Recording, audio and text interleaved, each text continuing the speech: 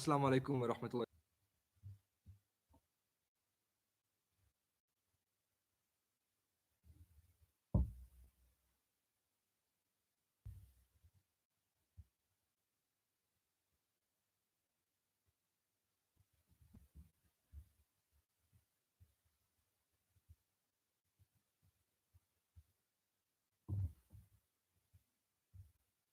Okay, assalamu alaikum wa rahmatullahi wa barakatuh.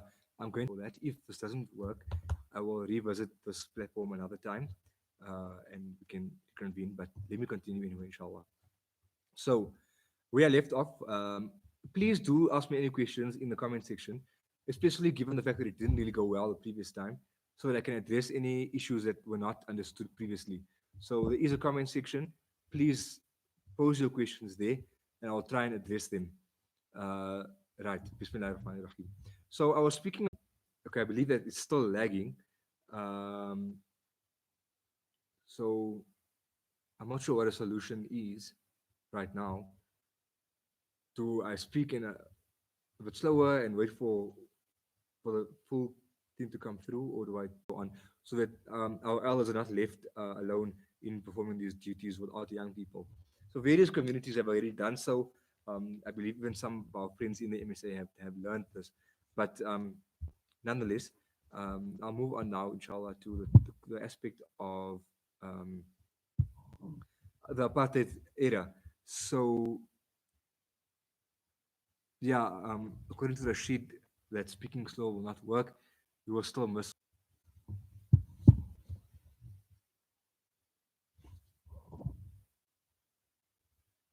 Okay, please let me know if there's a lag. After viewing what is uploaded, we'll decide whether we record this again and post it or whether we are satisfied with the product.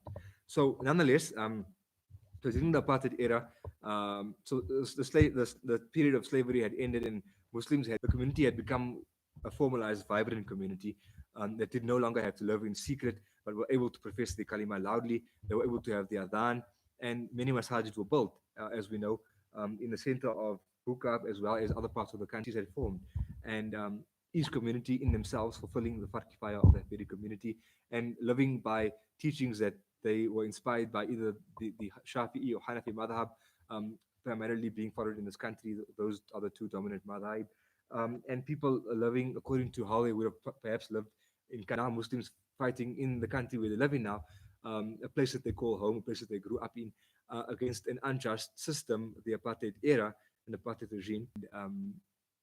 And if Muslims were obviously divided according to the lines of either being colored or Indian or African, and placed in certain areas where they could not cross. Was one of them. He lived in Claremont in Cape Town, and he was an imam of a masjid in Claremont and was able. But what it also did was the regarding of certain areas as colored areas or areas for certain people alone.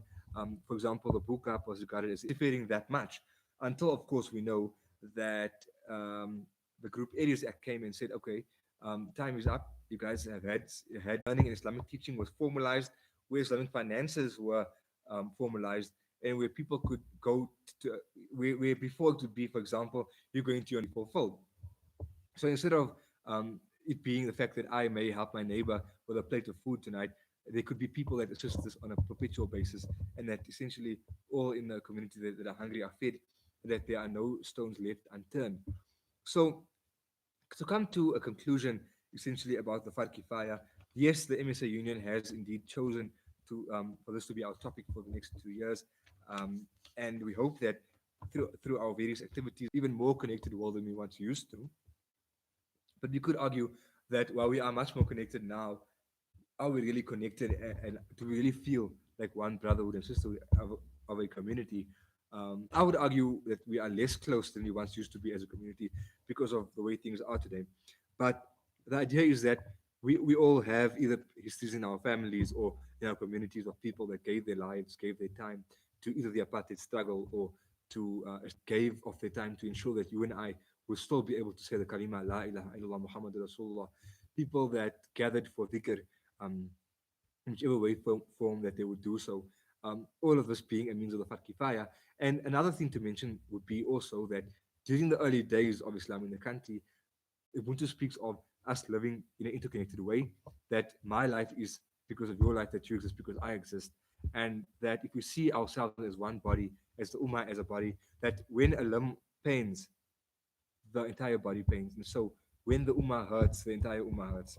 When part of the Ummah hurts, the entire Ummah. Example of the Fardh Kifayah, because Muslims will not allow a time like this to pass without us bringing our resources together to assist the brothers. I think the fact that we go out in public and we meet people would be harmful to other people. Us staying at home is a communal obligation now. It's been sanctioned. We are told to stay at home during the lockdown, and so we adhere.